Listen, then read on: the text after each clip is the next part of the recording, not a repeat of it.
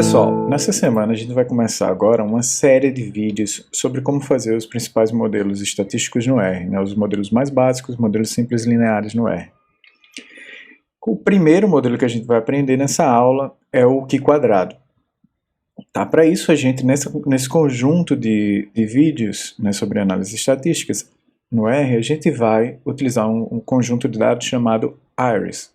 Se você escrever IRIS, né, ele já vai aparecer aqui para a gente esse conjunto de dados, que é um conjunto clássico, onde você vai ter um conjunto de espécies de plantas e algumas informações sobre essas plantas. Tá? Eu vou colocar aqui o view iris para vocês verem melhor. Quando eu uso a função view, ele aparece aqui do lado a tabela no formato mais fácil da gente observar. Tá? Então ele tem aqui o comprimento da sépala, a largura da sépala, o comprimento da pétala e a largura da pétala, tá? E aqui, diferentes espécies. Tá? Então, a gente vai estar usando esse conjunto de dados aqui para explorar alguns testes estatísticos. A primeira coisa que eu vou fazer, então, aqui é dar um outro nome a isso, para que a gente possa modificar esse conjunto de dados. Vou chamar aqui de data iris. A gente vai trabalhar agora com esse conjunto data.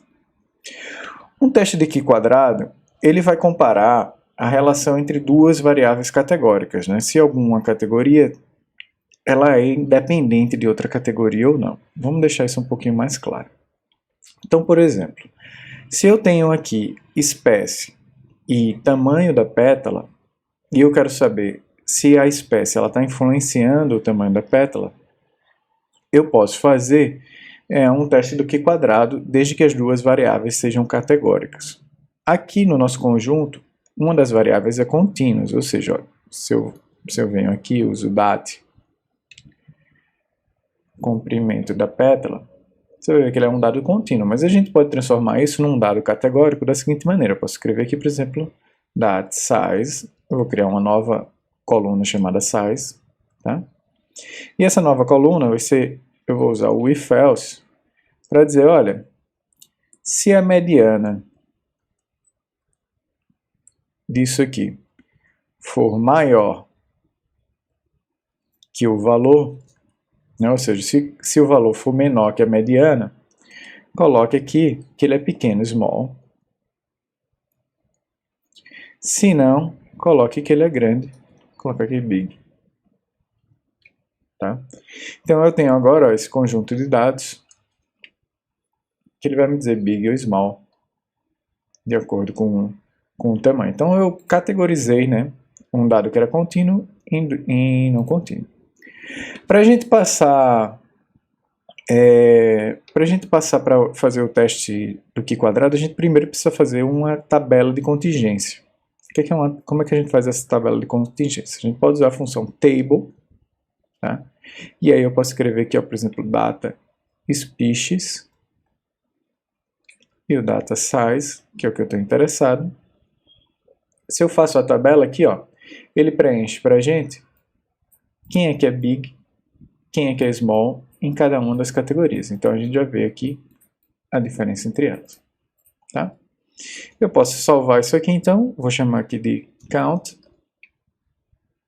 Tá? E para fazer o teste do Q-quadrado, eu só preciso agora do Q square.test.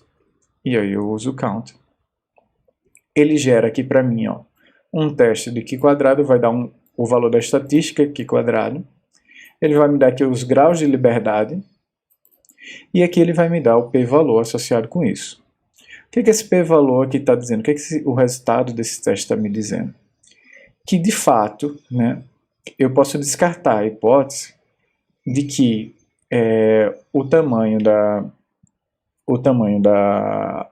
o comprimento da pétala ele é independente da espécie. A gente consegue ver, por esse teste, né, a gente formaliza isso aqui, que uma coisa depende da outra. Isso fica bem claro quando a gente olha para a tabela de dados, mas também se a gente fizer aqui um bar plot. Eu vou colocar aqui um bar plot do count, e a gente vai, como a gente viu na aula passada, a gente pode fazer então uma série de gráficos no R, eu vou mostrar aqui para vocês, e a gente vai melhorando esse gráfico. Tá? Então esse bar plot aqui, o que ele está mostrando? Big e small, e aqui seriam diferentes categorias de espécie. Tá? Então não fica legal assim, eu quero as minhas espécies no eixo X. Então eu vou fazer o seguinte, eu vou transpor a minha tabela usando essa função T aqui. E ele agora ficou aqui, ó, cetose, vesícula e virgínica. Tá? Uma outra coisa que eu preciso saber é... Uma outra coisa que eu preciso saber, que eu quero ver aqui, é a legenda, e eu vou colocar aqui então a legenda vai ser igual ao nome disso aqui, tá? O nome das linhas que tiverem aqui. Então vou colocar aqui dentro. Ele agora aparece para mim, ó, que o clarinho é small e o mais escuro é big. Eu posso mudar também as cores, vou botar aqui col igual a vermelho e azul escuro. A gente começa a observar aqui, ó, que essa espécie, por exemplo, virgínica, ela é muito... Todos os indivíduos têm uma pétala grande, né, maior que a mediana, enquanto que cetose, todos os indivíduos têm uma pétala menor que a mediana. Enquanto versicolo, ela tem ali uma coisa intermediária. Posso continuar ajustando o gráfico, né? Vou botar aqui xlab igual a species, o ylab igual a frequência, e assim por diante. Tá? Posso tirar essa legenda daqui também. Então a gente pode mexer aqui para melhorar essa legenda, a posição dessa legenda. Posso botar aqui legenda.args. E eu vou ter aqui uma lista de argumentos das legendas. Tá? Então eu posso colocar, por exemplo, a posição no eixo X, como aqui tem 3, ó, eu posso colocar ele... Primeiro tem que decidir onde é que essa legenda vai. Eu posso tentar colocar aqui em cima. Então eu vou colocar aqui no meio. Quando eu fizer isso... Opa, não é legend.args. Pode olhar aqui no help do bar plot. Então o help está dizendo aqui que é args.legend. Então eu troquei aqui. Posso colar aqui de volta. Então eu tento aqui, ó. Ele já passou aqui para o meio. Eu posso também colocar ele deitado, então eu posso determinar que o ncol é igual a 2, ele vai ter duas colunas, ou seja, ele vai ficar deitado. Eu posso dizer também que ele não vai ter a caixinha, pty igual a n. Tá? E eu posso colocar ele na posição y mais para cima, então o y está indo aqui, ó, ele está mais ou menos na altura do 40. Posso colocar ele aqui em cima, né, no 60, e ele vai ficar aqui. Vou colocar ele um pouquinho maior. Pronto, e colocar ele mais para o centro. Seria, talvez aqui no 3. Pronto, aqui ficou adequado para mim. Agora a gente consegue visualizar bem, né, o nosso resultado. Vou chamar aqui de volta o teste do Q quadrado. Pra vocês verem.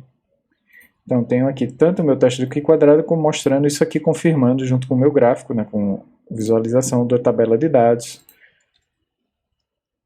que a gente tem de fato aqui, ó, a espécie ela influencia se é pequeno ou grande o tamanho da pétala.